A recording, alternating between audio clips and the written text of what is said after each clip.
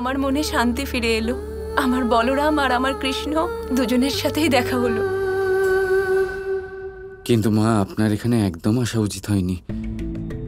হ্যাঁ মা, যদি আপনাকে কেউ এখানে দেখে নেয় তাহলে এই দুই পরিবারকে মেলাবার জন্য যে অক্লান্ত পরিশ্রম আমরা করছি সেটা ব্যর্থ হয়ে যাবে। আচ্ছা মা, আপনি এখানে এলেন কেন? তোমাদের দুজনের কথা খুব মনে পড়ছিল, তাই চলে এলাম।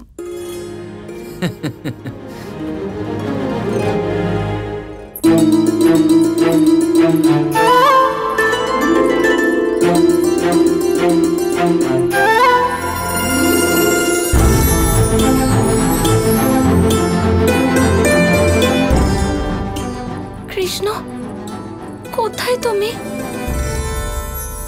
কোথায় চলে গেল? জঙ্গলে যায়নি তো? কৃষ্ণ,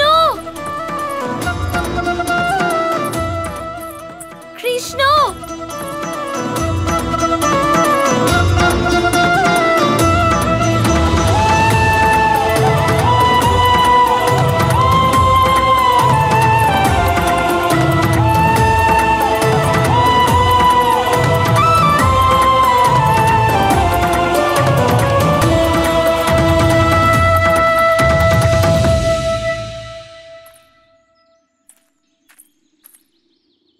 কোথায় গেলে তুমি কৃষ্ণ? শুধু একবার আমার কথাটা শোনো, একবার দেখা করো আমার সাথে। কৃষ্ণ, বিনতি করছি তোমাকে কৃষ্ণ, একবার এসো আমার কাছে। আমি তোমাকে মন থেকে ডাকছি কৃষ্ণ।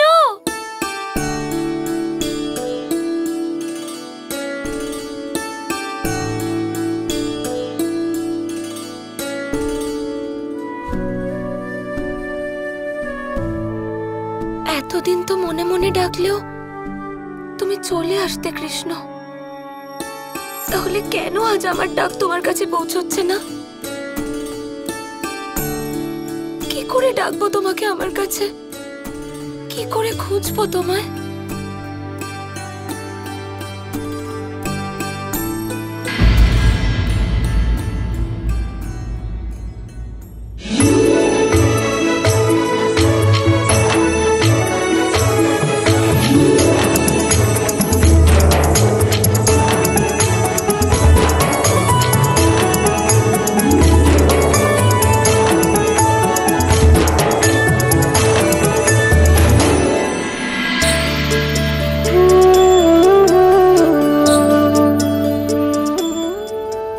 বাহ,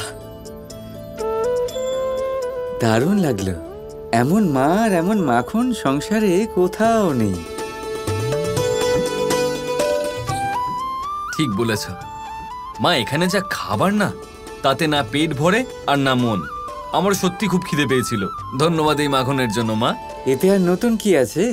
এমন কোনো মুহূর্ত সময় নিজেই বানাইনি যখন আপনার খিদে পায় না। ছেড়ে দে কানাই, আমার খাওয়ার সময় আমার খাবারে নজর দিস না। আজ পর্যন্ত আমি তোমাদের সেই নিষ্পাপ কানাই আর আমার ছোট্ট বলরাম ভাবছিলাম, কিন্তু আজ এরকম মনে হচ্ছে যেন আমার ছেলেরা বড় হয়ে গেছে।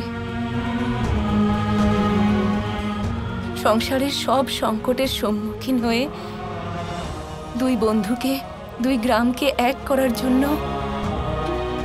তোমরা দুজনে যা প্রয়াস করছো সফল হবে। হ্যাঁ মা,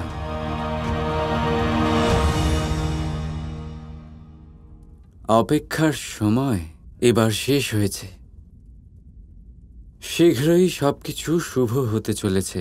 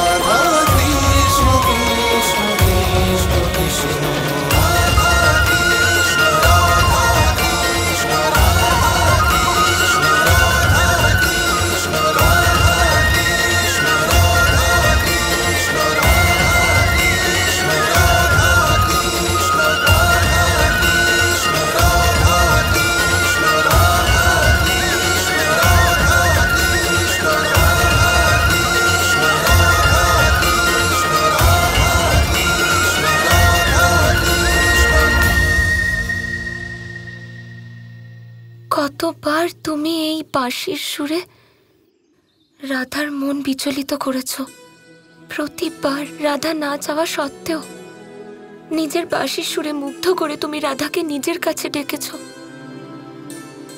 এই বাঁশির জন্যই কৃষ্ণর কখনো রাধাকে খোঁজার প্রয়োজনই পড়েনি।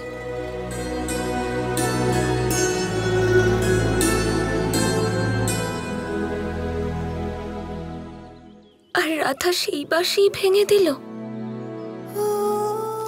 এখন না বাঁশি বাজবে আর না রাধা আসবে।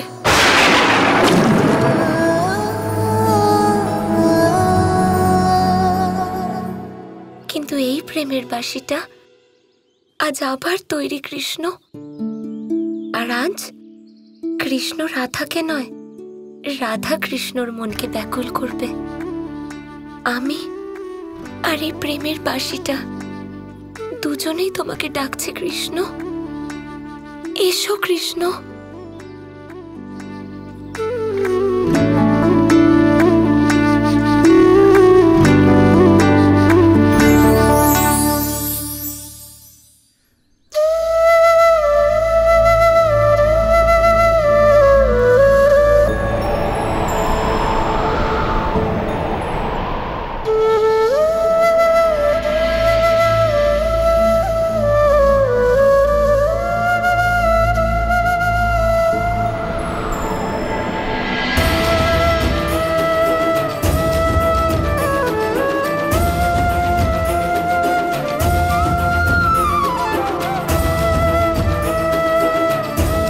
দাদা,